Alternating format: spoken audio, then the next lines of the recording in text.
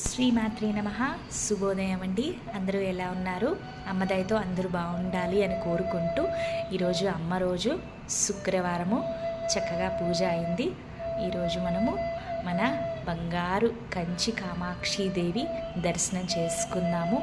అమ్మవారికి చక్కగా ఈరోజు కొత్త లెహంగాలా కట్టుకున్నానండి. ప్రతి శుక్రవారం కూడా నేను అమ్మవారికి బట్టలు మార్చుకుంటాను. అంటే గురువారం సాయంత్రం రోజే అమ్మవారికి కొత్త వస్త్రాలు వేసేసి వారం అంతా కూడా ఉంచేస్తానండి. చూడండి, అమ్మవారు భుజమ్మ తయారైపోయింది. 2 జళ్ళు వేసుకుని ఇటు అటు. ఈరోజు అమ్మ గురించి మంచి అమ్మ రోజు కాబట్టి మంచి మాటలు ఆ సర్వశక్తిమాయ గురించి మనం తెలుసుకుందామండి. మనం ఎన్ని నైవేద్యాలు పెట్టినా, ఎన్ని అలంకారాలు చేసినా, అమ్మకి ఎంత సేవ చేసినా సరే అదంతా కూడా అమ్మ ఇచ్చిన శక్తి వల్లే మనం చేయగలుగుతామండి.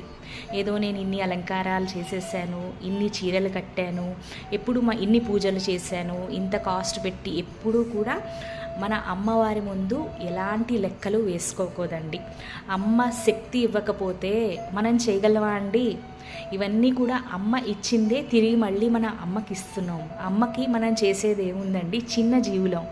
ఇవన్నీ కూడా ఈ అలంకారాలు, ఈ పూజలు కూడా మన సంతృప్తి కోసము, మన ఆనందం కోసం చేసుకుంటున్నామండి. అలానే నేను చేయొద్దు అనట్లేదు, కానీ ఇంత చేశాను అని ఎప్పుడూ కూడా గొప్పగా గర్వంగా మనము అస్సలు అనుకోకూడదు. అలాగే నిత్యము దీపారాధన చేసుకోండి. మీకు ఎలాంటి నైవేద్యాలు కుదరకపోయినా చక్కగా అమ్మవారికి పానకం నివేదించుకోవచ్చండి మనస్ఫూర్తిగా. ఒక్కటి అండి, కూలిపాకలో ఉండేవాళ్ళు మంచినీళ్ళు సమర్పించిన, పెద్ద పెద్ద మేడల్లో ఉన్నవాళ్ళు పరవాణం సమర్పించిన భక్తి భావనలతో అమ్మవారు రెండూ ఒకేలా స్వీకరిస్తారండి. అంటే చిన్నవాళ్ళు పెద్దవాళ్ళు అన్న భేదభావాలు, చిన్న ఆలయాలు పెద్ద ఆలయాలు అలా ఏమీ ఉండవండి. అమ్మకి అందరూ కూడా సరిసమానమే. అదొక్కటి మనం గుర్తుంచుకుని నిత్యము ఇవన్నీ ఎందుకు చెప్తున్నాను అంటే, తప్పకుండా దీపారాధన చేసుకోండి. ఇంతే చేయాలని ఎక్కడా లేదు. తోచిన దాంట్లో మనం సంతృప్తిగా, కుదిరితే అమ్మ దయ ఉంటే చక్కగా పెద్దగా చేసుకోవాలి. అది కూడా అమ్మ దయ్యేనండి, మన దయ ఏమీ లేదు.